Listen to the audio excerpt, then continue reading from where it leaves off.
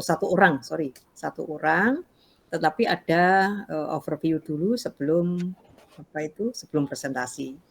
Tetapi mulai minggu depan ya sesuai dengan LPS mulai minggu depan itu sepenuhnya milik Bapak Ibu ya. Satu pertemuan mungkin bisa 2 orang yang akan presentasi. Oleh karena itu tadi saya cari Mbak Milani itu maksudnya nah ini Mbak Milani join ini. Ini lagi di jalan toh? Iya, selamat sore Prof. Mohon maaf ini mendadak ada tugas keluar Prof. Oh lah ya itu kok dengaran ini. Jadi Saya hari siap ini mengikuti, iya Prof. ya hari ini yang presentasi 1 Bu Milani ada overview sedikit, kemudian ada yang presentasi 1, siapa yang dapat giliran diunggah itu anunya ya, diunggah di grup draftnya itu. Ya. Siapa yang ditunjuk hari ini Bu Milani? Pak Judin, Prof. Pak Judin ya. Pak Judin draftnya diunggah di grup nggih? Sampun untuk PowerPoint-nya saja, untuk PDF-nya belum. Oke. Kemudian mulai minggu depan ya 1 kali pertemuan ada 2 mahasiswa yang presentasi Bu Milani. Nanti minta tolong dijadwal siapa yang ingin maju duluan ya, berturut-turut seperti itu sampai dengan habis. Begitu, mulai minggu depan 1 kali pertemuan bisa 2 orang. Hari ini 1 orang saja yaitu Pak Sirojudin. Begitu ya Bu Milani? Siap Prof, nanti saya jadwalkan. Ya, baik. Ini ada 1 materi overview yang berkaitan dengan penelitian Bapak Ibu. Ini coba saya share untuk mengakomodir keinginan Bapak Ibu yang ingin ini ya, yang ingin melakukan penelitian yang kualitatif. Ya, tempo hari kita masih banyak ke kuantitatif gitu ya. Ini coba saya share materinya, kita sedikit saja akan diskusi tentang bagaimana mengembangkan rancangan penelitian. Ini kita ngomong tentang strategi ya, supaya Bapak Ibu tidak bolak-balik bimbingan gitu ya, tetapi hanya bimbingan beberapa kali ya, mungkin 3 sampai 4 kali sudah siap untuk maju. Karena dengan mengikuti overview ini harapannya bisa meminimalisir kesalahan gitu.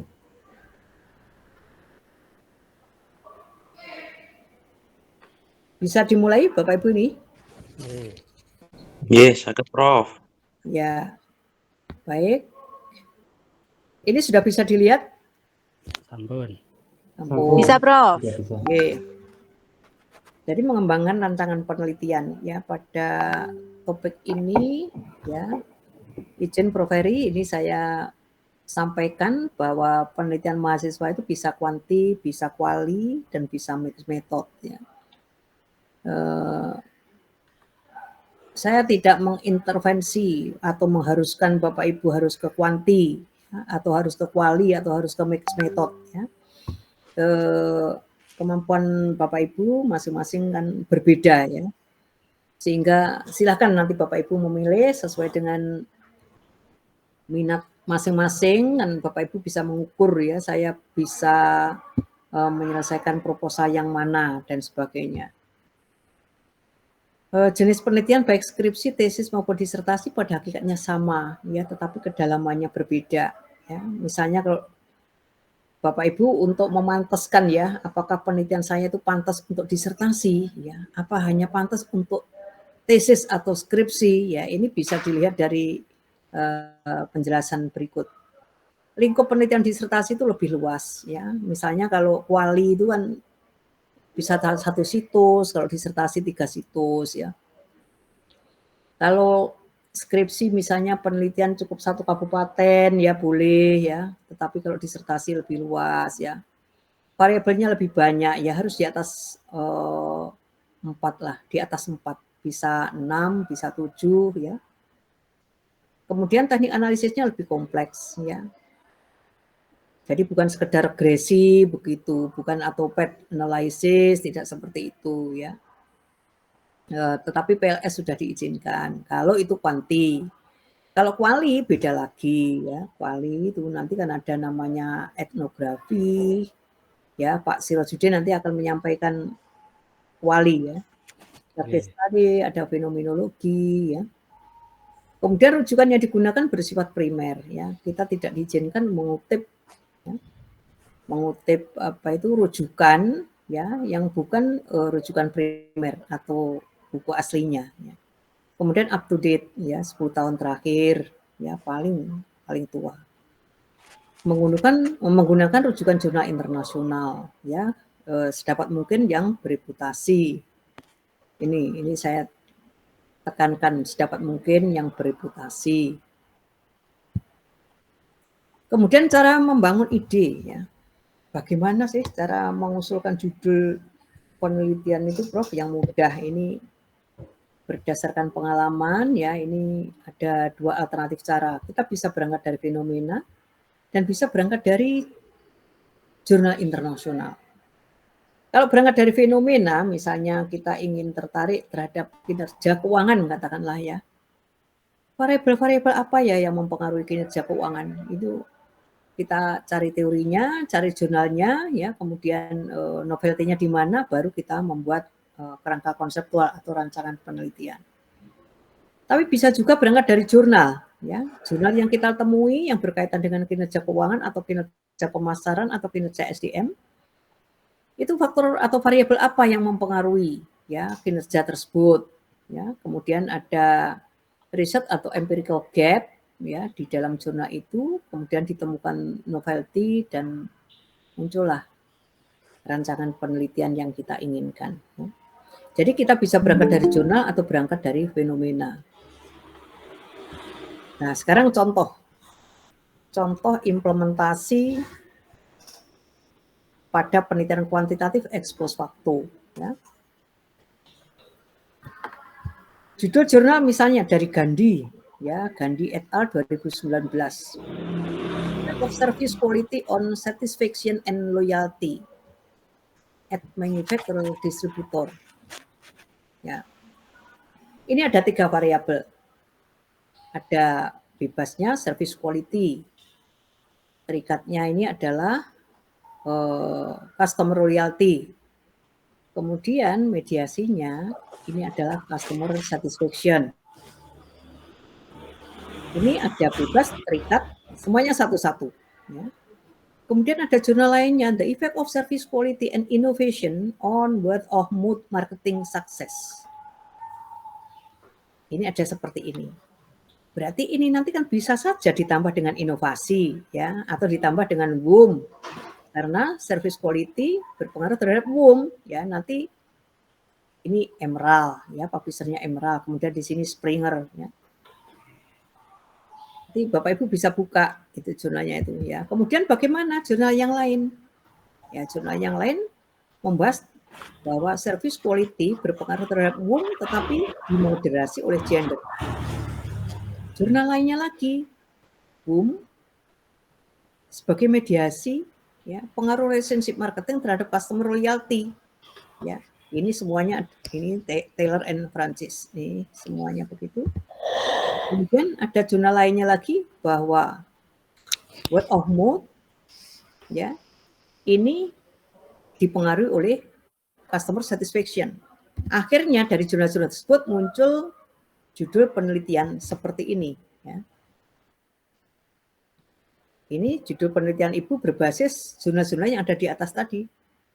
Bahwa service quality berpengaruh terhadap customer loyalty, dimediasi oleh customer satisfaction, dan positive word of mouth. Sementara customer satisfaction mempengaruhi positive word of mouth dan dimoderasi oleh gender. Kerangka konseptual seperti ini diinspirasi oleh jurnal-jurnal sebelumnya. Nah, seperti ini, dan ini. Dari 5 jurnal itu kemudian muncul novelty atau model baru ya, gender ya, kemudian kehadiran mediasi 2 ini juga terinspirasi dari jurnal-jurnal tersebut. Akhirnya dari sini ya, ini kan kalau yang langsung kita bisa lihat ada berapa hipotesis, ada 7 hipotesis ya. 7 hipotesis ini ada yang langsung dan tidak langsung. 1, 2, 3, 4, 5, 6, 7 ini yang langsung ya. Kemudian yang tidak langsung belum dihitung. Ini ke sini 8, ini ke sini 9, ini ke sini 10. Lebih kurang nanti akan ada 10 ya, 10 hipotesis. Kemudian di bawahnya kerangka konseptual itu kita list atau kita daftar H1 tadi didasari oleh jurnalnya siapa. Tadi yang kita rujuk pertama tadi Gandhi ya dan kawan-kawan tadi 2019.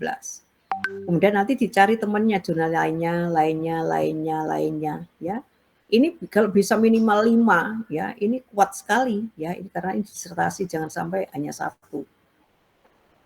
H2 dasarnya jurnal berapa? H3 jurnalnya jurnal apa saja dan sebagainya. Ya, ini setiap hipotesis berbasis jurnal ya. Sekarang bagaimana kalau diimplementasikan pada penelitian kualitatif ya, yang ini Pak Sirojudin nanti akan melakukan ya. Contohnya kalau mulai dari jurnal ya, mulai dari jurnal. Misalnya kata kuncinya kita ada akan meneliti tentang entrepreneurial marketing. Desainnya adalah fenomenologi. Ya, penelitian kualitatif salah satunya jenisnya fenomenologi. Kita ketik, kemudian kita klik ketemu ini. Ya. Extending sport-based entrepreneurship theory through phenomenological inquiry. Ya, dari Sport Management Review, jurnalnya itu. Publishernya Elsevier. Ya. Ini adalah contoh penelitian kualitatif yang masuk di Scopus. Ya, publishernya Elsevier. Ini adalah Elsevier itu saya kira publisher yang sudah punya brand ya di dunia. Untuk lihat key-nya nanti bisa dicek ya di scopus.com. Kemudian ini contoh fenomenologi lagi. Hermeneutic Phenomenology and International Entrepreneurship Research ya. Ini Springer. Kedua contoh jurnal ini adalah jurnal fenomenologi. Caranya menulis judul seperti ini ya. Seperti ini. Gimana caranya supaya menarik. Ini kata-kata fenomenologi muncul di judul ya, muncul di judul. Tidak juga tidak apa-apa, tapi ini gayanya Elsevier dan Springer itu memunculkan jenis penelitian kualitatif itu pada judul. Contoh yang lain, ini Taylor and Francis ya. An exploratory study of entrepreneurial marketing in SMEs, the role of the founder entrepreneur. Ya. Ini adalah Taylor and Francis. Ya. Menunjukkan kalau jurnal kualitatif pun ya bisa diterima di Scopus. Ya, tidak harus kuanti, apalagi tidak harus kuanti expose faktu. Kemudian contoh lainnya, ini case study ya, yang tadi fenomenologi, yang ini case study. Tentu ada perbedaan antara case study dengan fenomenologi. Ya. Kalau fenomenologi mendeskripsikan fenomena berbasis makna. Ya. Kalau di case study adalah berbasis problem atau masalah yang dihadapi oleh informan. Kemudian yang kedua, ya, ini kalau kita ngetiknya adalah entrepreneurial marketing. Ini contohnya marketing ya. Nanti Bapak Ibu kalau tertarik di finance ya silahkan diketik ya finance. Misalnya finance performance ya. Financial performance boleh ya atau human resource performance silahkan. Ini contoh yang kedua, ini adalah entrepreneurial marketing, comparative study ya. Ini juga desainnya adalah case study. Ini menunjukkan bahwa jenis apapun ya, baik fenomenologi, case study, grounded theory, naratif, ini juga bisa masuk ke Scopus. Tergantung kepada Bapak Ibu rancangan penelitiannya mau kemana ya. Itu aja dari saya, tetap semangat ya, manjada wajada ya. Itu yang bisa saya sampaikan. ya, Bapak Ibu bisa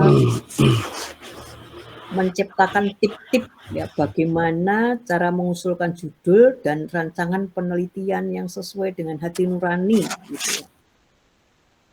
Jangan sampai Bapak Ibu meneliti kuanti tapi terpaksa karena teman-teman adalah kuanti. Hati nurani Bapak Ibu dan kompetensi atau kemampuan Bapak Ibu di mana? Gitu. Kalau Bapak Ibu bisa melakukan keduanya, mau mixed method silahkan. Gitu. Tidak ada paksaan.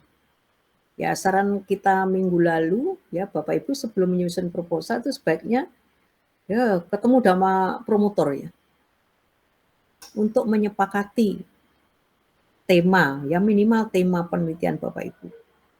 Setelah sepakat, baru diusulkan ke sini, kemudian disusun proposal. Ya caranya tadi seperti saya sampaikan bisa berangkat dari fenomena atau bisa berangkat dari jurnal. Begitu Bapak Ibu, saya kira ya. Nanti implementasinya bagaimana, ini kita dengarkan Pak Sirojudin yang akan menyampaikan desain penelitian kualitatif. Kualitatif apa Pak Sirojudin? Veno. Ya. Okay. Fenomenologi. Baik, bisa kita alihkan ke Pak Sirojudin untuk menyampaikan draft atau rancangan proposalnya. Dipersilakan Pak Sirojudin, share screen. Terima kasih.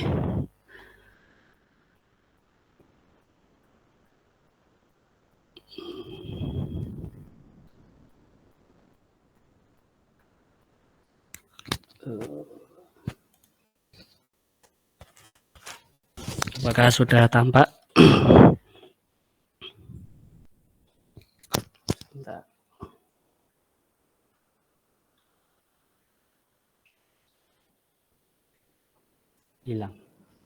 Hilang lagi Pak Yudi. Sebentar. F5. Loh.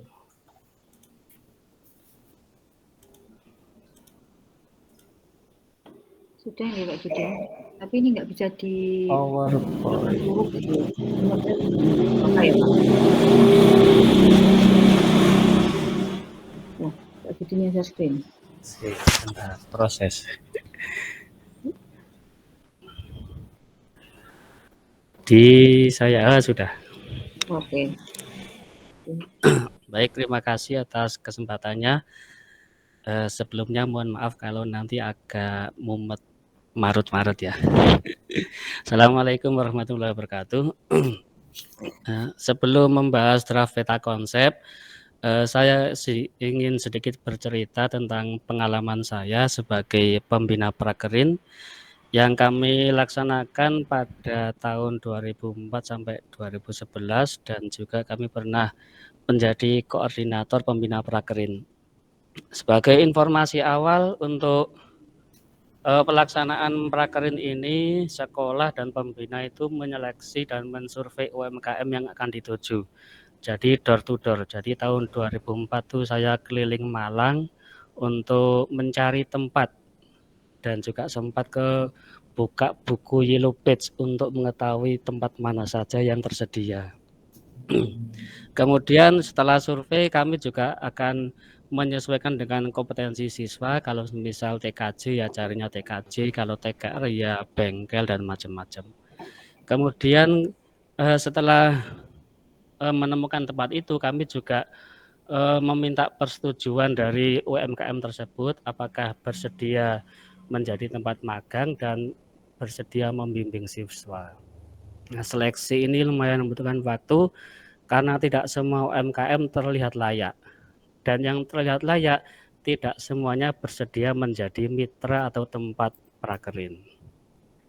Sekilas cerita dari lapangan, dulu kami sering mendapat informasi dari siswa maupun dari teman sejawat. Untuk siswa, mereka sangat antusias karena akan mendapatkan pengalaman dan pengetahuan baru yang tidak ada di sekolahan. Beberapa siswa yang dianggap memiliki kinerja yang bagus itu biasanya akan mendapatkan tawaran untuk bekerja di tempat magang, baik itu dengan sistem shift ataupun nanti nunggu setelah mereka lulus sekolah. dan jiwa entrepreneur siswa juga semakin meningkat. Untuk beberapa kekurangan juga banyak sekali, karena kemampuan adaptasi terhadap lingkungan baru yang bervariasi dan tidak semua siswa merasa mendapatkan sesuatu sesuai ekspektasi mereka. Jadi ya beda-beda.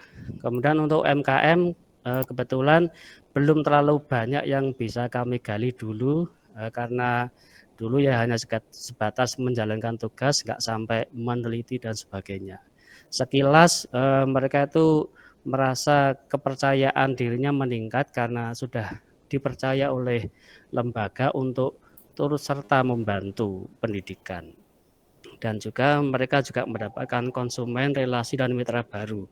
Karena kadang sekolah dalam pengadaan barang praktik itu kalau misal mau beli di tempat lain itu kadang sungkan dengan tempat yang dijadikan tempat PSG, sehingga ekspansi jangkauan market mereka juga bertambah. Untuk keluhan biasanya ya kebiasaan siswa yang beraneka ragam. Nah, informasi yang belum tereksplorasi antaranya dari konsumen, bagaimana tanggapan konsumen terhadap siswa yang magang. Seperti kasus yang viral di Probolinggo itu kan ada ibu istrinya polisi yang memarah-marahi siswa magang. Nah, itu kan juga nanti ada efeknya juga terhadap tempat tersebut. Kemudian dari UMKM sendiri, nah juga perlu dicari tahu motivasi apa yang membuat mereka mau untuk berpartisipasi dalam program prakerin. Ini hanya sekelebat intro saja. Nanti ada empat responden dan perkiraan draft konsep kami yaitu membahas tentang kepercayaan merek dalam konteks UMKM melalui pengalaman program prakerin menggunakan analisis fenomenologi interpretatif deskriptif.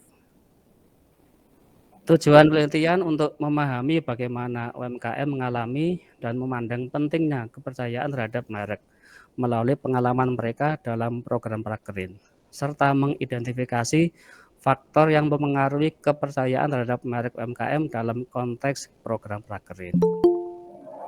Jadi fenomena sekilas informasi yang pernah saya terima, beberapa UMKM itu merasa bahwa UMKM tersebut sudah dipercaya dan sudah layak untuk istilahnya itu naik level, bahwa mereka sudah dipercaya oleh sekolah sehingga kadang ini juga membuat mereka lebih percaya diri.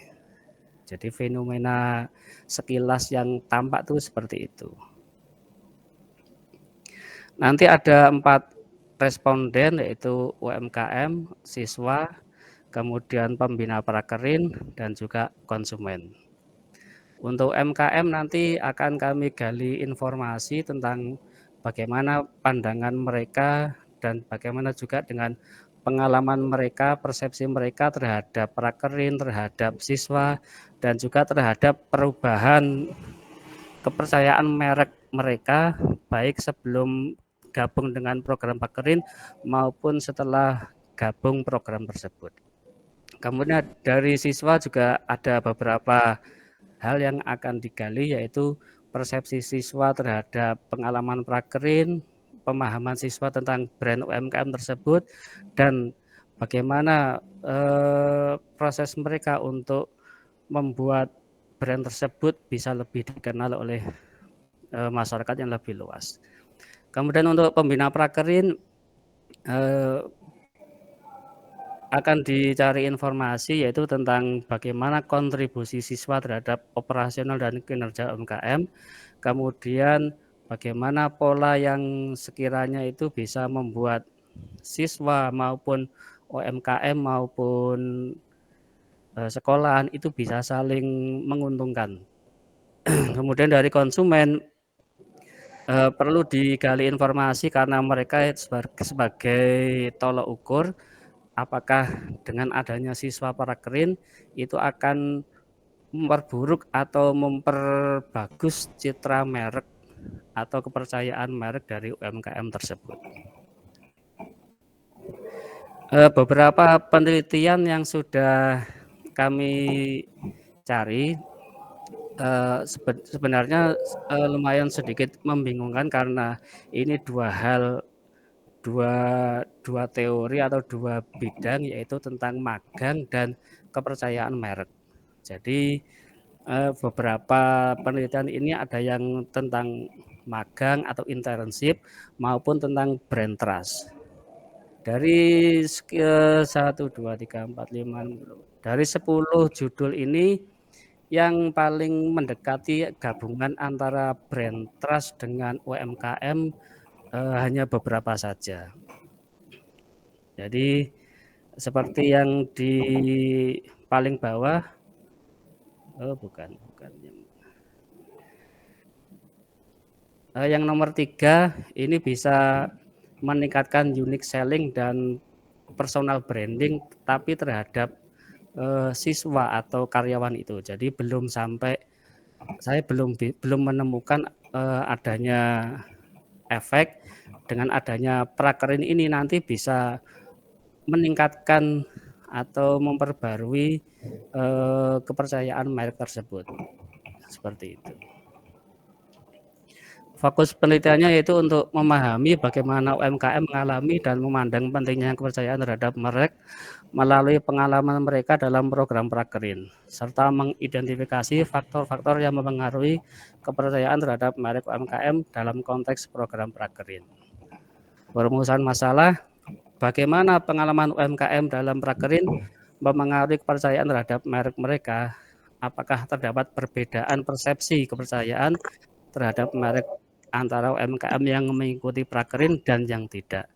Apa faktor seperti kualitas prakerin, interaksi dengan mentor atau dukungan dari penyelenggara mempengaruhi kepercayaan terhadap merek UMKM. Itu maksudnya tiket PP 400-an.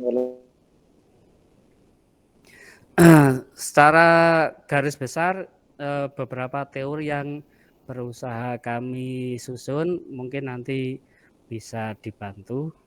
Grand teorinya yaitu tentang brand dan internship. Dari link yang kemarin saya share itu sudah ada filenya, tinggal dibuka saja. Kemudian untuk middle teorinya yaitu brand trust dan internship in SME. Kemudian applied teorinya yaitu internship dan brand. Untuk hal ini mungkin nanti perlu pemahaman yang lebih mendalam lagi. Kemudian metode penelitian, kami menggunakan metode penelitian kualitatif, yaitu fenomenologi interpretatif yang pertama kali dikenalkan oleh Smith pada tahun 2009. Lokasi penelitian ini UKM di Pasuruan yang menjadi mitra atau tempat PSG atau tempat magang atau istilahnya dunia usaha, dunia industri. Kemudian ada 6 tahapan, reading and reading, initial, developing, searching, moving, dan looking. Jadi nanti ada 6 tahapan. Pengumpulan data ini menggunakan wawancara semi terstruktur dengan responden yang utamanya ada 4 responden tadi, kemudian dianalisa.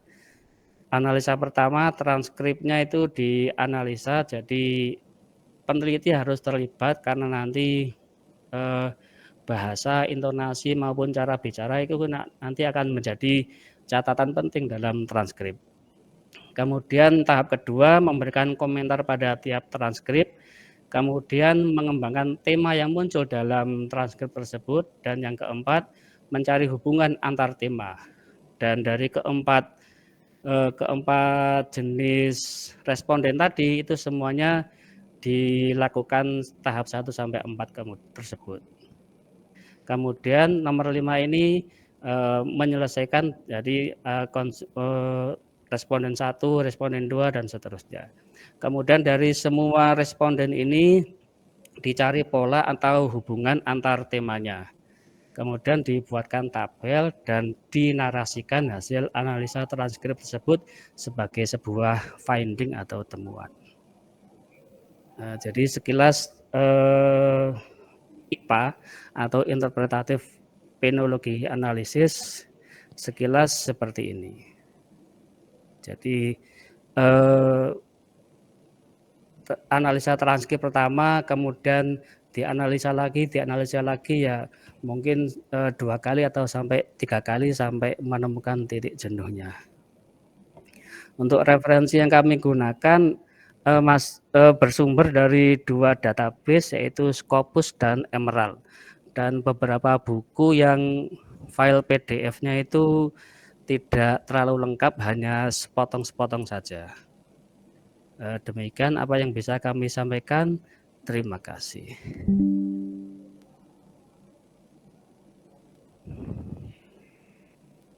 Itu tadi acuannya tadi zona ada kuanti dan kuali nggih, Pak? Atau kuali saja? Yang halaman terakhir tadi. Gabungan. Iya.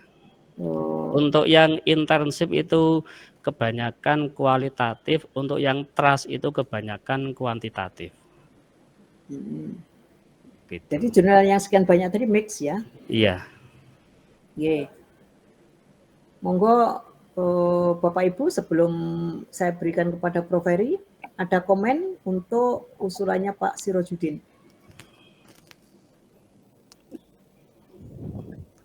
Silakan Pak Anam. Silakan Pak Anam. Oke, matur suwun Prof. Nah, untuk Pak Judin ya, ini sedikit sharing aja mengenai kualitatif ya. Kan karena apa itu fenomenologi. Iya. Nah, kemudian jenengan itu berangkatnya dari fenomenologinya Smith. Nah, padahal pada saat awal mulanya adanya fenomenologi itu dari Scott, Pak.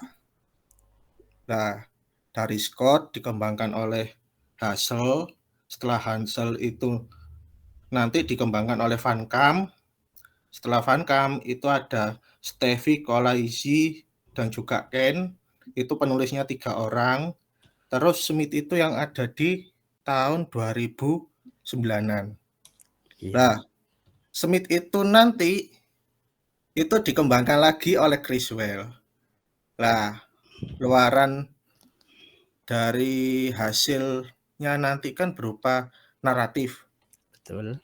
Nah, apakah nantinya itu ada pemaknaan khusus pada saat nantinya menarasikan, setelah menarasikan dari hasil itu nanti kan ketemu temuan. Nah, temuannya itu kan bisa dimaknai sesuai dengan pemahaman oleh timnya Pak Judin itu nanti itu seperti apa harapannya ya. Iya. Nah, kemudian sekilas cerita awal itu tadi itu saya menemukan fenomena gap-nya, fenomenal. Jadi kayak cerita sebelumnya fenomenanya itu UKM itu ada yang bisa, ada yang enggak. Itu kan berarti kan sudah fenomena. Nah, untuk Pak Judin ini kan pengennya kan fenomena itu terjawab dengan adanya kepercayaan itu. Nah, mungkin sudah sudah ada 4 gap kalau saya lihat itu. Ada metode, praktis, konteks, sama fenomenologi gap. Nah, itu Pak Judin. Kemudian kan di informan itu kan jenengan menyebutkan 4 informan yang ada di UMKM, siswa, pembina, sama masyarakat. Nah, itu kan masih dalam tahapan purposive sampling-nya. Iya. Nah, jenengan masih belum menyebutkan seperti snowball-nya itu siapa yang mau dituju di UMKM-nya, terus siswa yang akan dilibatkan di itu apakah yang dari jurusan TKJ kah atau jurusan yang lain. Nah, kemudian masyarakat. Nah, masyarakat ini apakah secara secara luas ini itu mengetahui yang ada di tempat prakerin atau seperti apa. Nah, itu jenengan nanti dibahas di subbabnya penentuan informan. Jadi kurang lebihnya nanti tidak hanya 4 skop yang diberikan pertanyaan, Pak. Kalau saya lihat mungkin ya meskipun apa ya kualitatif itu nanti ada yang menyatakan di bukunya siapa itu Marta Krishna 2015 itu sesuai kebutuhan peneliti. Nah, nanti kalaupun kurang itu pun bisa ditambahkan. Oke. Nah, terus untuk paradigmanya fenomenologi itu nanti jenengan ke konstruk sosial ya berarti ya Pak ya? Nah, itu yang perlu baca lagi Pak Anam. Atau transformatif dari kayak misalkan pendidikannya prakeringnya itu. Nah, mungkin itu bisa ditambahkan di metodologinya Pak. Sama yang Oke. terakhir itu tentang fokus penelitian Pak. Nah, mungkin bisa diturunkan menjadi subfokusnya agar bisa nampak pada saat interview. Agar enggak agar Lebar. sistematis lah, enggak terlalu acak-acakan. Terkadang kan kalau interview kan kalau orang ditanyai secara akademisi itu kan kadang kan kebingungan.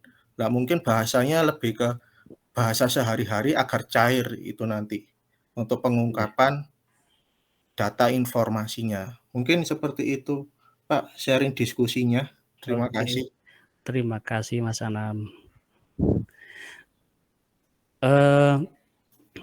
Ya, memang masih perlu banyak yang kami pelajari. Untuk UMKM-nya sementara belum kami sebutkan dan belum kami tentukan. Untuk bidangnya rencana awal memang hanya khusus untuk bidang TKJ dan nanti ada 4 kategori informan dan siapa-siapa orangnya masih belum kami tentukan, cuman beberapa kontak UMKM itu sudah bersedia, tinggal menambahi saja gitu.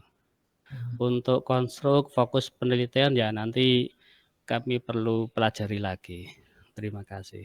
Untuk grand teori nanti juga masih banyak yang perlu kami baca lagi. Terima kasih Mas Anam. Nggih, sami-sami Pak Judin. Monggo. Silakan Mas Adit, Bu Hanif. Oke. Silakan Bu Hanif dulu enggak apa-apa. Baik, mohon izin Prof. Nia dan Prof. Eri. Pak Judin, saya mau nanya karena memang nggak tahu. Begini. Iya. Jadi gini, kalau saya lihat kan memang nanti ada beberapa stakeholder yang nanti Pak Sirojudin akan tanyai begitu ya. Iya. Jadi ada pembina prakerin, ada UMKM, ada siswa dan konsumen begitu. Nah, kalau saya lihat Pak prakerin itu kan PKL ya Pak ya? Iya, begitu betul. ya. Nah PKL itu di kurikulum Merdeka itu apakah ada perubahan Pak dibanding PKL yang sebelumnya? Ada. Ada. Jadi sementara ini yang kami bahas yang kurikulum terdahulunya. Untuk kurikulum Merdeka tahun ini belum melaksanakan, baru tahun depan kelas 3 PKL. Oh, gitu. Itu berarti di SMK-nya Pak Judin? Iya. Oke, SMK-nya Pak Judin. Berarti bagaimana? Kalau kualitatif apa? Situsnya satu gitu ya Pak Judin? Atau gimana? Bisa, situsnya kan objeknya kan UMKM-nya itu. Jadi lebih dari satu bisa sesuai dengan persyaratan. Kalau misal 3 atau 4 atau 5 bisa. Oke. Sesuai kebutuhan.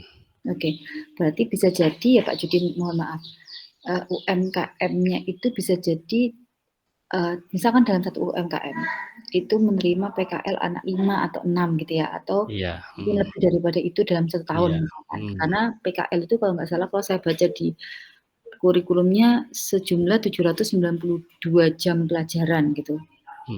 Kalau nggak salah begitu. Nah, itu kan berarti ada kemungkinan UMKM itu tidak hanya memperoleh siswa magang dari satu sekolah SMK, begitu ya Pak Betul, Judin? iya betul.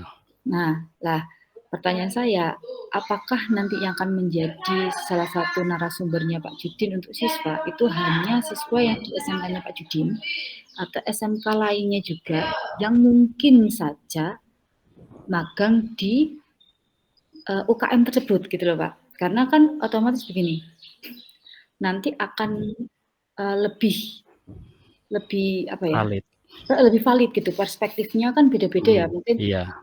bisa jadi di SMK-nya Pak Judin pembekalannya lengkap, di SMK lain nggak lengkap gitu kan. Iya. Atau mungkin di SMK-nya Pak Judin pendampingannya jalan terus nih, running well. Nah, dari SMK yang lain yang di UMKM yang sama ternyata pembekalannya atau pendampingannya atau mungkin monitoring logbook dan sebagainya nggak sama gitu kan. Kan akan menjadi berdampak pada kepercayaan merek yang nanti konteksnya UMKM itu tadi dari pengalaman program Pakerin tadi gitu loh Pak. Iya.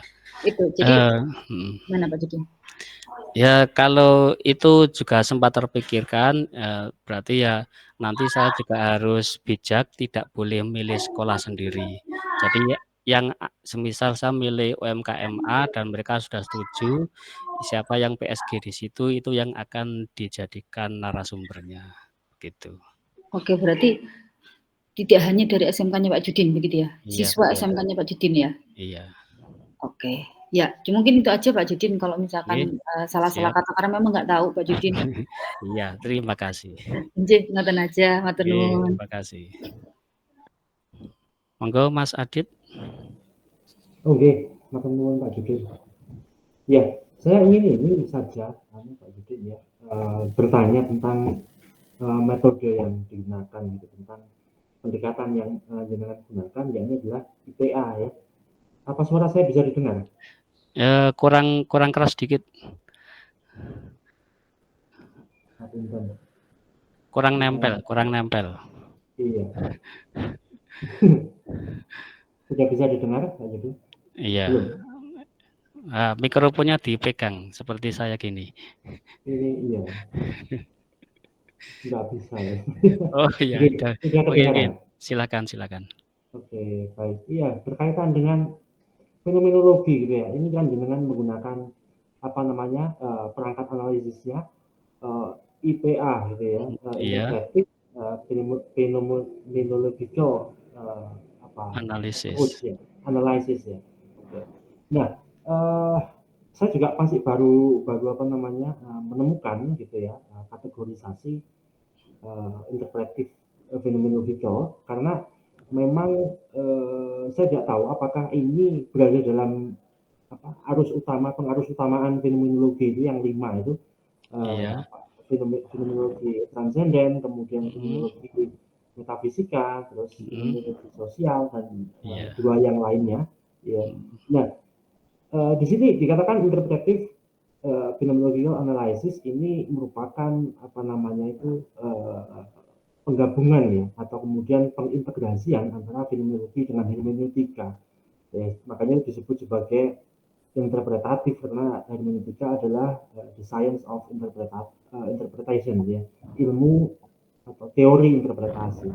Nah, lalu bagaimana implementasinya gitu ya? Artinya dikatakan sebagai fenomenologi ketika tujuan risetnya adalah untuk memahami bagaimana pengalaman itu kemudian didapatkan sebagaimana adanya, begitu, fenomenologi transenden lah seperti itu. Terus kemudian bagaimana seseorang ini melakukan interpretasi terhadap pengalaman itu. Di situ kemudian menjadi sisi hermeneutisnya atau interpretasinya, begitu. Tapi kalau kemudian kita pikirkan kembali, ya pada dasarnya fenomenologi itu sudah menginterpretasi kan begitu ya. Kita akan melihat gitu sejauh mana sebuah pengalaman ya, experience itu kemudian dipahami sebagaimana adanya sebagai fenomena begitu, dan pada akhirnya kita akan melakukan interpretasi terhadap pengalaman tersebut kan begitu. Artinya fenomenologi ini pada dasarnya sudah hermeneutis begitu. Nah, apakah ini berada di luar pengarus utamaan fenomenologi atau jenis baru gitu ya? kalau apa namanya ini sebuah kategori di luar yang 5 itu apa namanya apakah dia ya ini ya di apa namanya dikatakan sebagai IPA ini, tapi sepertinya kok hampir sama gitu. Nah, terus Iya, apakah ada pertimbangan oke. khusus gitu ya, mengapa menggunakan fenomenologi? Ya, apakah Eh, kaitannya dengan fokus penelitian? Gitu. Terima oke, kasih. terima kasih. Untuk jenis IPA yang saya pilih ini kebetulan yang kalau di dalam kategori yang ada itu namanya tradisional. Jadi yang pertama, jadi kalau menurut beliaunya itu yang sekiranya yang simple.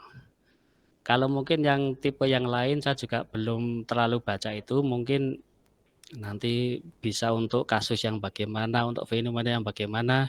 Nah, itu nanti juga mungkin perlu saya baca lagi. Cocoknya kalau saya itu apakah yang tradisional atau deskriptif ini atau mungkin yang yang apa itu tadi? Aku lupa namanya juga. Ada 5 emang ada 5 ya. Cuman saya ingatnya yang tradisional atau deskriptif itu. Gitu. Oke. Mungkin Mas Anam nanti bisa menjelaskan 5 itu apa bedanya nanti. Ya nanti offline saja Mas Anam nanti. Bisa nanti aja wis. Iya. Perbedaan setiap apa itu, setiap metode kualitatifnya. Iya. Gitu. Gitu Mas Adit. Sementara ya pertimbangannya karena sekilas paling simpel sekilas. Cuman karena nanti kalau semisal sudah disetujui dan sudah turun lapangan mungkin nanti dirasa perlu banting setir ya bisa jadi juga nanti begitu. Iya, artinya kalau misalkan ini dirasa yang paling simpel, gitu, apa namanya apa namanya tadi itu interpretatif IPA ini ya, kalau dirasa paling simpel sepertinya karena akan melibatkan hermeneutika. Saya tidak tahu ya, ini tadi saya sepintas saja karena ada beberapa proses setelah kita memahami fenomena sebagaimana adanya, ya kita juga harus memahami bagaimana fenomena tersebut diinterpretasi, ditafsirkan. Itu ada apa namanya? Seperti saya baca itu double hermeneutik, jadi ada dua lapis makna yang akan kita selesaikan. Itu Pak Judin. Terima kasih. Terima kasih Mas Adit. Monggo yang lain. Apakah sudah cukup? Pak Lutfi.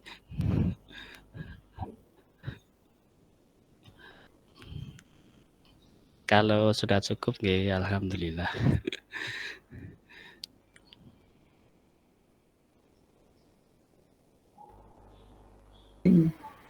Gimana? Masih ada tanggapan lagi? Tapi waktunya terbatas nih. Ini monggo Prof. Heri, saya berikan kesempatan untuk memberikan tanggapan. Kelihatannya Pak Sirojudin itu masih galau ini ya.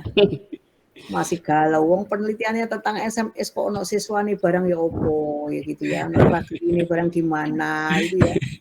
Kok malah pendidikan itu gitu ya. Buatan fokusnya UMKM sesuai saran jenengan. Tetapi proses mencarinya saja ya itu tadi mudah-mudahan melalui platform tadi proses mencari objeknya sehingga terdata bahwa mereka belum memiliki brain trust gitu ya maksudnya. Iya, betul.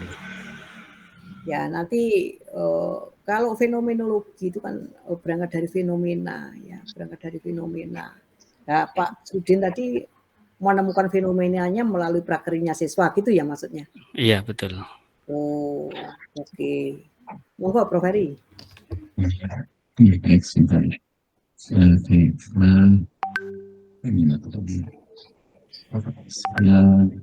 Dari slide yang ditayangkan ada acara, tapi selamat ya Pak Sirojudin dalam karyanya ini juga diteruskan ya. Semester ini maju seminar ya, ujian kualifikasi lisan Pak Sir. Amin. Oke, baik. Ini beberapa terma coba kita lihat di rumusan masalah ya Pak. terjadi coba di sana terma yang digunakan ini tampak masih ke kualitatif. Coba di sana ada terma mengenai misalnya ini faktor mempengaruhi kepercayaan, ya misalnya itu yang pertama, rumusan masalah pertama. Kemudian yang kedua, perbedaan persepsi. Nah, tidak tahu ini bagaimana. Ini karena terma-termanya masih terma yang mengandung terma kualitatif. Kemudian mempengaruhi kepercayaan. Yang termasuk di fokus itu adalah misalnya faktor-faktor yang mempengaruhi kepercayaan. Ada merek yang Pak Judin maksud dengan apa, dengan terma mempengaruhi. Di sini banyak kata mempengaruhi, kemudian perbedaan. Apa yang Pak Judin maksudkan dengan hal itu? Di sini dari apa yang informasi yang saya dapat baik dari beberapa teman UMKM maupun siswa itu kadang beberapa pemilik UMKM ini sempat tanya juga ke pembimbing, Pak, apakah tempatku sudah layak menerima tempat prakerja atau belum? Dan kadang beliau-beliaunya juga merasa bangga bahwa mereka dipercaya untuk diajak bekerja sama tersebut. Jadi secara sekilas dengan keterlibatan mereka dalam dunia pendidikan itu nanti juga bisa mengangkat citra mereka bahwa mereka itu UMKM yang peduli, UMKM yang pelayanannya itu bisa prima karena mampu menghandle siswa maupun konsumen di saat bersamaan. Secara kasar seperti itu. Oke, jadi itu apa, kalau dibaca mungkin ya di kualitatif terma seperti ini mungkin agak ini lebih kepada terma di kualitatif sebenarnya. Kalau yang silakan mungkin di bagaimana apa andai kata mau dialihkan pada terma yang lain lebih relevan dengan kualitatif. Termasuk ini tadi ada ini UMKM yang mengikuti prakerin atau UMKM yang dipergunakan sebagai tempat prakerin? Yang ditempati oleh siswa untuk prakerin. Oke, jadi artinya ada waktu disampaikan mengenai UMKM mengikuti prakerin, itu yang mengikuti prakerin UMKM-nya atau UMKM-nya yang menjadi tempat atau dipergunakan sebagai tempat prakerin. Mungkin perlu konsistensi di sana. Agak itu ya, antara yang ikut itu siapa atau yang atau bagaimana ya. Kemudian ada juga sumber data, di sana ada responden. Beberapa kali disebutkan responden. Mungkin lebih baik ke subjek atau informan yang lebih ke arah kualitatif. Kemudian dilihat, kalau dilihat dari Pak Siroti menggunakan ini terkait dengan di belakang kajian teori ya, ada grand teori sampai applied teori. Nah, di dalam penelitian kualitatif itu lebih kepada teori development, jadi membangun teori melalui proposisi. Jadi berbeda dengan kuantitatif, kualitatif itu lebih kepada theoretical base, jadi berangkat dari teori. Jadi mengapa tadi misalnya di awal itu dilandasi dengan kajian-kajian awal, kemudian untuk membangun model, kemudian dikaji, jadi berangkat dari teori. Nah, sedangkan di kualitatif lebih cenderung kepada teori development, yaitu nanti akan dilahirkan proposisi yang diuji lebih lanjut. Jadi misalnya hasil temuan penelitian Pak Judin kemudian diuji lebih lanjut, itu akan dapat peneliti berikutnya atau Pak Judin sendiri mungkin akan lebih baik misalnya di dalam skala yang lebih luas. Jadi itu jadi teori development, lebih pada teori development. Tetapi kalau cenderung sebagaimana yang di dalam ringkasan itu berangkatnya dari grand teori. Nah, sebenarnya di dalam penelitian kualitatif tidak teori nanti akan bangunan teori akan dikembangkan dari hasil lapangan. Seperti apa teori yang memang Pak Judin hasilkan dari penelitian tersebut, itu lebih kepada membangun teori, bukan kajian itu. Kajian awal pendukung lapangan mungkin masih harus mengkaji lagi, jadi apa yang digunakan yang relevan itu bisa terus bersambung. Berbeda dengan yang kualitatif, memang harus sudah lebih fix sejak awal. Kalau si kualitatif itu bisa mana yang relevan harus dicari lagi, mana yang relevan lagi bisa berkembang di dalam proses penelitian. Jadi lebih kepada nanti bagaimana hasil Pak Judin akan menemukan atau membangun teori dari hasil penelitian Pak Judin. Itu komentar saya untuk tapi tetap semangat Pak Judin untuk bisa meneruskan Amin. Terima kasih. pengembangan proposalnya. Mungkin itu dari saya, Prof. Nia. Terima kasih. Matur suwun. Nggih. Matur nuwun Prof. Heri. Induktif itu tadi yang disampaikan Prof. Heri, itu maksudnya itu. Pendekatannya kalau kualitatif itu induktif ya. Berangkat dari bawah. Berangkat dari bawah itu menggali datanya itu berangkat dari bukan dari teori tetapi dari subjek. Memang ada apa di dalamnya, itu ada fenomena apa. Saya sudah mencari jurnal yang terkait dengan brand, itu ada namanya brand trust building, ya, ada brand image building. Jadi bagaimana UMKM itu membangun merek, citra merek itu seperti apa? Ya, salah satunya dengan bersedia dikunjungi siswa, begitu ya. Bersedia dipakai tempat magang oleh siswa, gitu ya. Gitu maksudnya Pak Sirojudin, seperti itu ya? Iya. Karena ini membentuk ya. Ini brand itu kan banyak ya, ada brand image, ada brand trust ya. Ya, kemudian ada lagi corporate image ya, tetapi untuk UMKM kelihatannya kepada brand image ya, karena kan produknya masih ini ya, masih mencari segmen pasar yang dituju. Beda ya produk image dengan corporate image ya. Kalau corporate image ini yang dicari adalah nama perusahaannya supaya dikenal orang gitu. Ya, tetapi kalau brand image ini adalah membentuk citra merek ya. Citra merek itu merek yang melekat pada produk. Gitu.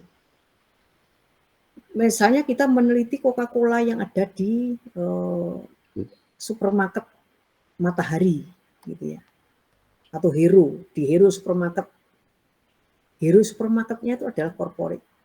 Tapi Coca-Colanya adalah brand.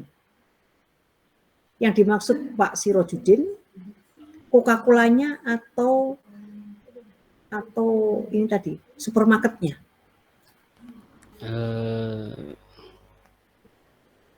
Apa ya? Nah, makanya hati-hati menggunakan kata-kata brand trust. Ya, brand trust. Ini brandnya tuh brandnya siapa? Brand tokonya, nama tokonya, atau brand yang melekat pada produknya? Gitu. Gitu ya. Jadi nanti Pak Sirojudin di marketing itu ada namanya store image, product image, ya, corporate image. Itu berbeda Pak Sirojudin. Okay. Ya, satu store bisa memiliki beberapa produk. Ya, misalnya di Indomaret aja ada namanya minuman aja kan banyak, Coca-Cola, ya, teh botol, teh pucuk, Aqua, Le Mineral. Nah, masing-masing itu punya merek, itu brand, namanya brand trust, brand image, itu melekat pada produk. Tapi kalau store image, nah ini itu nama tokonya, Indomaretnya, Alfamartnya, gitu. Ya. Jadi ada, belum lagi kalau misalnya Nestle, ya, Nestle kan menghasilkan banyak brand. Nestle itu corporate. Ya, Nestle itu corporate, tapi minuman merek Nestle. Ini brand.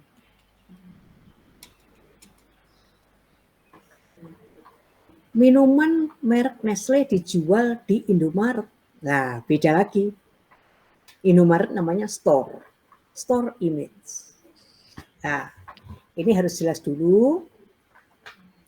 Kalau memang yang dicari ini adalah building, ya, sebagaimana UMKM membangun brand trust.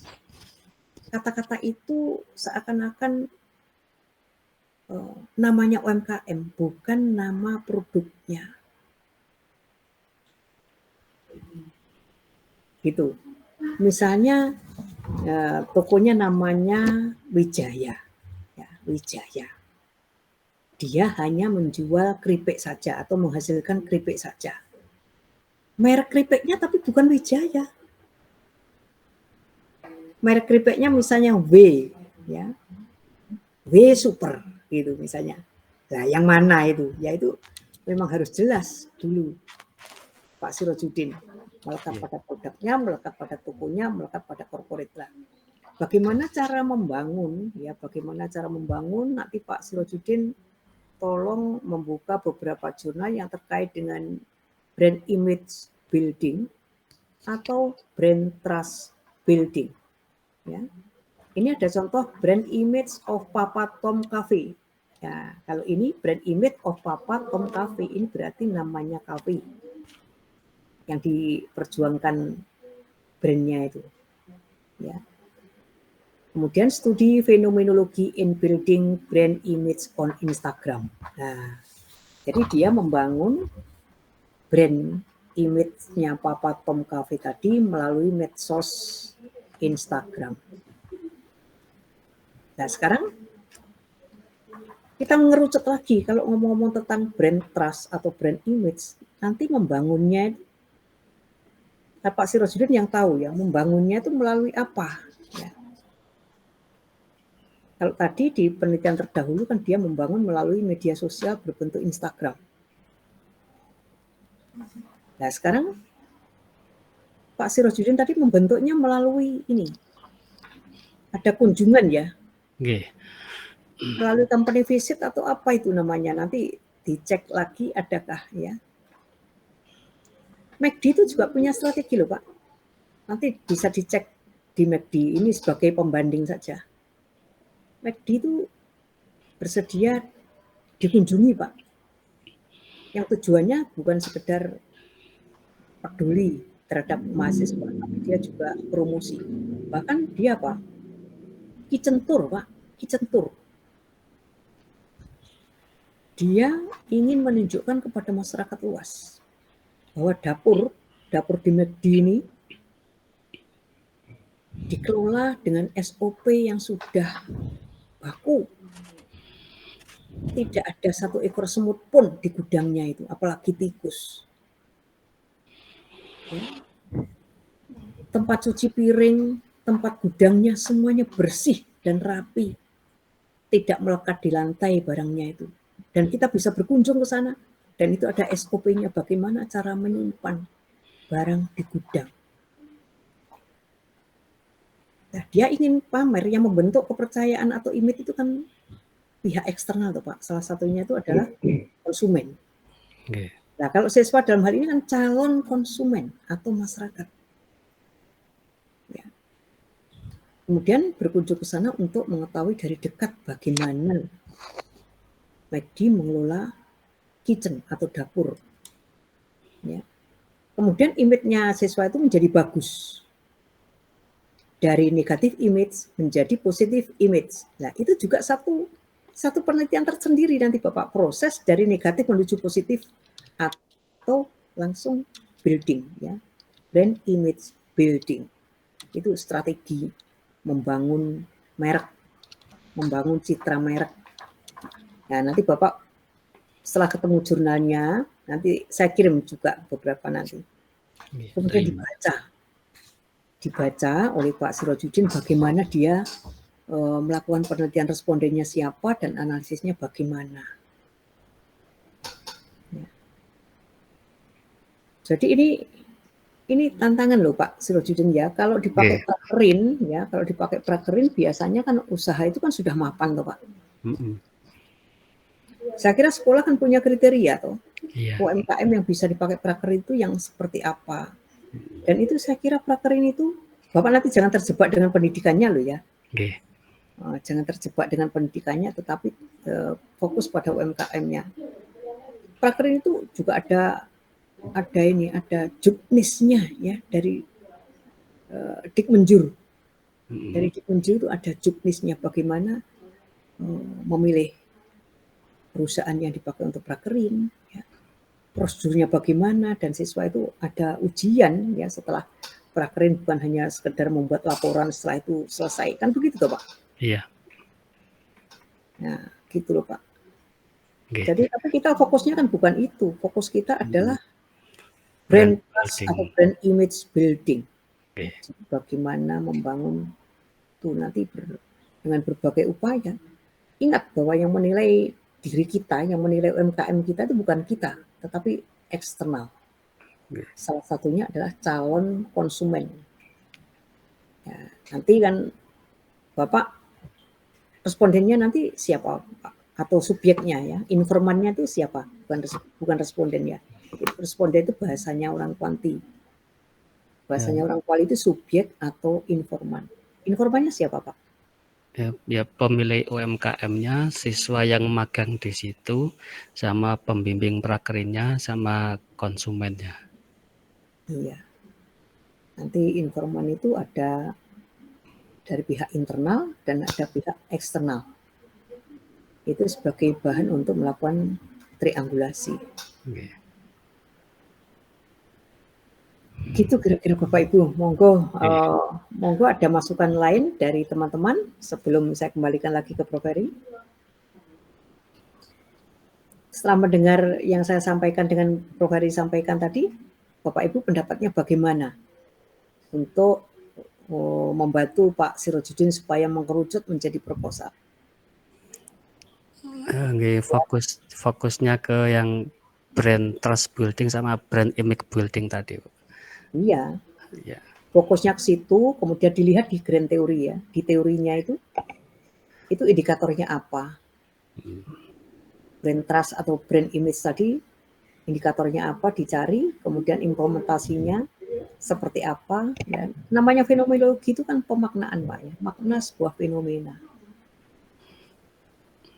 Ada orang yang menyebut itu sebagai subjective meaning ya.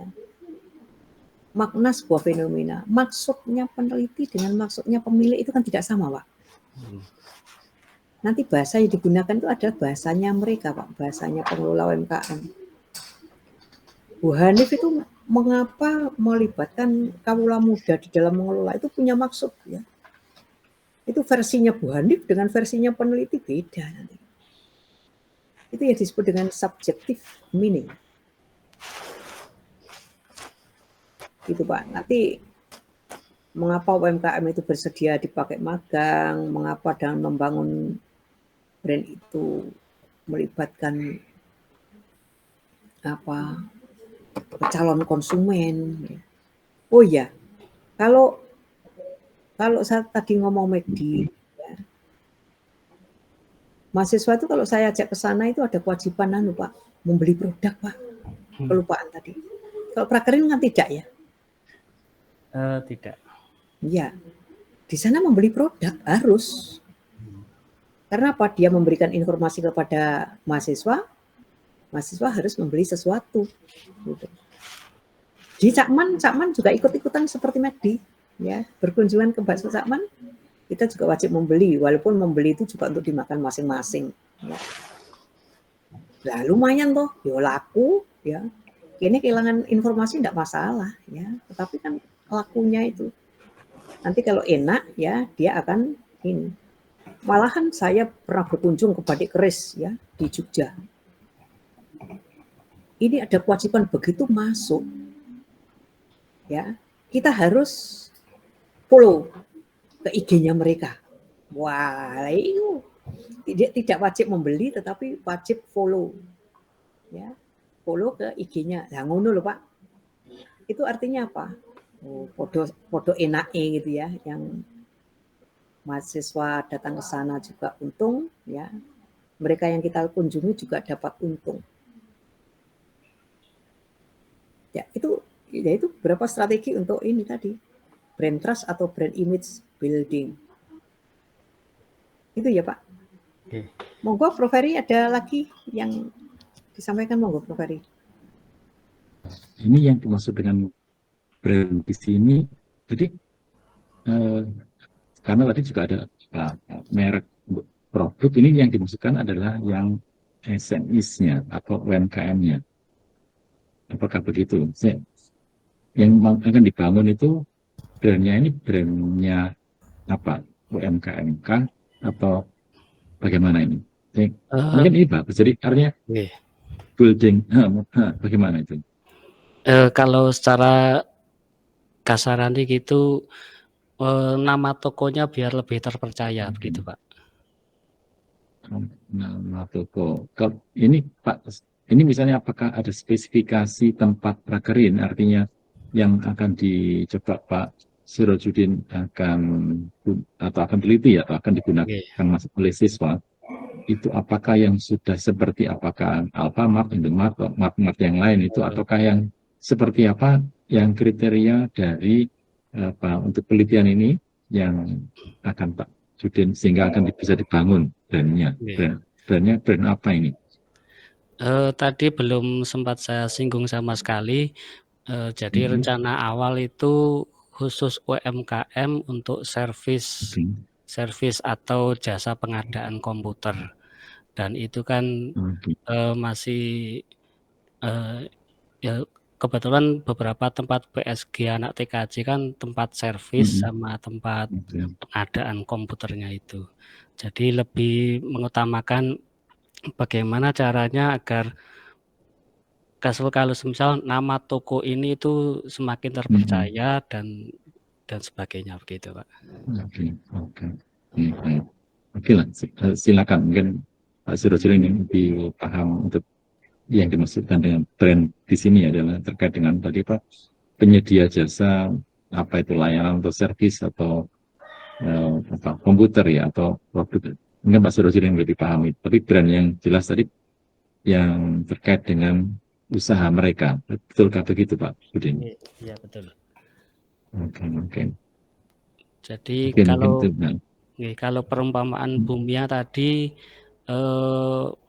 brand store-nya bukan brand produknya. Oke, baik. Oke, matur suwun. Oke, baik. Mungkin itu. Baik, terima kasih. Pak Sirojudin, nanti ini bukunya Aker loh Pak, ini Pak. Bapak harus menguasai tentang merek loh Pak, ini Pak. Oke. Bapak nanti download ya bukunya Aker. David Aker. Aker itu tentang merek. Iya. Karena ya itu yang tadi saya katakan ya, store image, brand image, corporate image itu beda. Dia nanti juga akan ngomong bagaimana membangunnya dan sebagainya. Ya, Aker itu tokohnya Pak. Oke. Kemarin sempat mengumpulkan beberapa jurnal tentang brand identity. Salah satunya dari David Aker itu. Terus kemudian agak belok ke brand trust itu tadi. Ya, coba nanti dicari brand identity atau brand trust atau brand image ya. Iya. Itu yang dukungan jurnalnya banyak itu yang mana. Kemudian dari brand tadi yang dimaksud apanya, store-nya, corporate-nya, atau kalau corporate itu yang memproduksi Pak ya. Kalau store itu yang menjual, Bapak itu manufacturing SMEs. Manufacturing SMEs itu IKM Pak. Tapi melihat ceritanya Bapak tadi adalah yang memproduksi. Karena kan SMEs itu ya banyak tuh. Ada yang reseller aja dagang. Tapi juga ada yang manufacturing, memproduksi. Ada yang memproduksi sekaligus dijual sendiri. Mbak Anif itu nasi bakar itu bikin sendiri atau resell? Bikin sendiri, Prof. Bikin sendiri, berarti Mbak Anif itu manufacturing. Pak Sirojudin itu maksudnya gimana ini? Yang gini maksud saya itu gini ya. Satu store tadi kan katanya store. Satu store itu bisa menjual beberapa produk gitu, Pak. Nggih. Bisa menjual beberapa merek. Ditanya Prof. Heri tadi katanya kan store-nya. Iya. Store-nya. Bagaimana caranya membangun merek toko supaya namanya toko itu atau namanya UMKM dikenal oleh orang banyak. Itu sama dengan kita membuat domain di ini loh Pak, di marketplace itu loh Pak. Itu kan sama dengan membuat domain di marketplace itu, Mas Adit. Nanti kami itu fokusnya ke layanan jasa servis komputernya, Bu. Jadi lebih ke layanan jasa servis komputer. Jadi itu kan perlu kepercayaan yang tinggi agar orang tuh mau servis ke situ. Jadi kalau mereka nggak percaya ke situ ya nanti sulit juga nanti. Maksudnya ini buildingnya itu melalui jasa servis komputer tadi? Iya. Rencana awal kami pengennya UMKM yang jadi tempat siswa prakerin khususnya yang untuk jurusan TKJ dan lebih fokus lagi nanti khusus UMKM yang melayani jasa servis komputer dan macam-macamnya itu. Cuman tadi belum saya tampilkan sama sekali. Nah tadi. Itu makanya bayangan kita kan macam-macam, ini bisa makanan, bisa kerajinan, karena Bapak enggak cerita tentang UMKM-nya itu jasa ya, jasa servis komputer. Makanya yang dibangun tadi nama tokonya bukan nama produknya. Store image ya, store image building. Gitu, Pak. Lampu tuh. Jadi memang harus jelas ruang lingkupnya harus jelas dulu sehingga nanti ada fokus, kemudian subfokus. Benar yang disampaikan Pak Khairul Anam tadi benar. Ya fokusnya nanti yaitu store image building ya, kemudian nanti akan di breakdown menjadi beberapa subfokus. Tapi bukan fisik ya, Dr. bukan bangunan. Bukan fisiknya kan ya, artinya. Gimana Pak? Itu, bukan fisiknya ya, ini kan. Bukan. Citra toko itu brandnya tuh maksudnya itu, namanya. Ya tadi seperti nama domain tadi tuh Pak Sirojudin. Beberapa UMKM yang jadi tempat siswa prakerin itu melayani beberapa layanan, salah satunya servis komputer, jual beli sama pengadaan barang. Jadi kalau ada servis itu biasanya mereka juga melayani pengadaan barang. Dan untuk bisa merekrut banyak konsumen itu biasanya mereka itu larinya kadang ke sekolahan, karena sekarang ke personal user itu kan kadang sudah berkurang karena adanya gadget itu juga. Gitu. Maka semakin melebar. Iya. Membangun citra layanan begitu ya. Semakin melebar jadi nanti. Gini, acuannya itu menurut saya untuk membatasi, Bapak mengacu pada jurnal dulu ya, cari jurnal yang berkaitan dengan itu tadi ya. Store image building tadi, kemudian di sana bagaimana cara membatasinya. Itu acuannya seperti itu. Dibuka jurnalnya, bukan hanya judulnya tapi dibuka, dibaca. Gitu, berarti dari awal saya harus jelas ya, fokus saya tuh di layanan jasa itu ya. Ya harus jelas Pak. Harus jelas ya, nanti kan beda nanti. Makanya tadi kan saya mengarah kepada manufacturing, pada itu kan karena Bapak tidak ngomong kalau itu ternyata jasa. Ya, karena kan Bapak di presentasinya tadi tidak ngomong kalau itu. Iya, kelewatan. Ya. Baik, begitu Bapak Ibu, saya kira ini waktu berjalan terus, ini sudah hampir jam 5. Saya tekankan sekali lagi Bu Melani,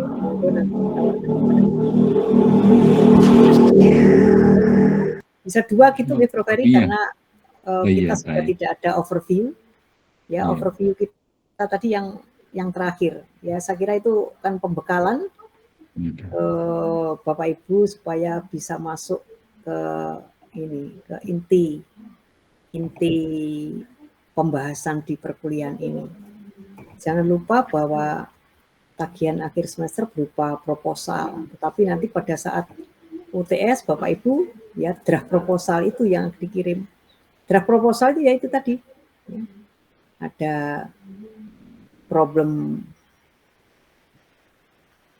riset problem ya, ada riset problem, kemudian ketemu judul, ketemu rancangan penelitian, kemudian dukungan jurnal ya. Itu hanya 2 halaman selesai.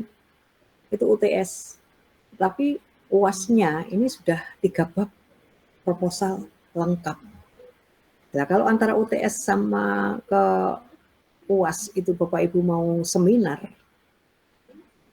atau ujian kualifikasi lisan, dipersilahkan. Tapi harus berjuang keras ya. Setelah seperti Pak Sirojudin sudah presentasi individu seperti ini, langsung diperbaiki, langsung dikonsultasikan ke promotor, langsung lari bab 1, 2, 3, langsung begitu. Enggak bisa seminar. Nek mari ngene Pak Sirojudin terus tidur, lali wis, mben lali, opo kita revisi opo gitu. Begitu diberi masukan nanti malam ya mulai dikerucutkan, mengerucut mauku itu sebenarnya mengarah kemana. Gitu. Pak Khairul Anam yang sudah presentasi kemarin juga begitu, langsung dikerucutkan karena sudah menerima masukan dari teman-teman. Ya pada saat UTS ya paling tidak ya 2 halaman tadi atau 3 halaman tadi sudah ada ya riset problem ya, kemudian rancangan penelitian ya, kemudian rujukan jurnal yang digunakan. Kalau kuanti berarti kan setiap hipotesis tadi harus berbasis jurnal seperti yang ada di materi yang kita sampaikan tadi. Kalau kuali juga keunikannya ada di mana, dukungan jurnalnya mana juga disampaikan. Ya, setelah UTS Bapak Ibu langsung 3 bab. Langsung lari kencang ya. Pokoknya packagingnya sudah ada ya, atau tema penelitian sudah ada, langsung 3 bab. Kuali bisa 2 bab, bisa 3 bab ya, kan ada 2 versi. Kuanti harus 3 bab. Ya, kemudian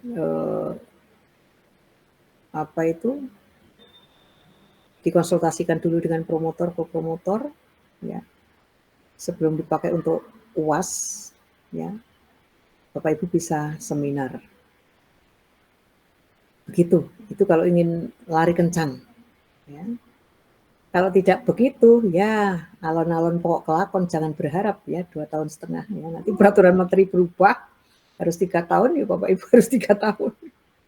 Ini kan senyampang peraturannya itu belum berubah ya 2,5 tahun boleh ujian ya. Persilahkan. Itu nggih Bapak Ibu. Ya bismillah kalau sudah niat sekolah, ya memang harus temenan gitu. Kalau setengah hati, yo jangan berharap banyak gitu ya. Itu namanya bismillah itu ya. Niat ingsun, ya, niat ingsun, kondisi rumah, kondisi suami, istri, anak, pekerjaan, ya semuanya dikondisikan untuk menunjang percepatan perkuliahan. Nanti yang panen bukan saya, bukan Prof. Heri, yang panen juga Bapak Ibu sendiri, beserta perguruan tinggi dan keluarga masing-masing ya. Itu ini kita membantu menghantarkan Bapak Ibu supaya cepat lulus menjadi dokter. Hari ini ada yang ujian loh Bapak Ibu angkatan 2021. 4 semester 1 bulan. Langsung publish 2 artikel. Q2. Namanya Bu Erna. Kira-kira gimana Bu Hanif? Tantangan untuk Bu Hanif. Wah, ini visual paling semangat gitu. Iya, tadi sempat ketemu Prof. Heri, Prof. Kebetulan Bu Erna kan salah satu ini Prof. Heri. Jadi sempat saya baca disertasinya saya luar biasa. Keuangan, ya. Iya, keuangan beliau.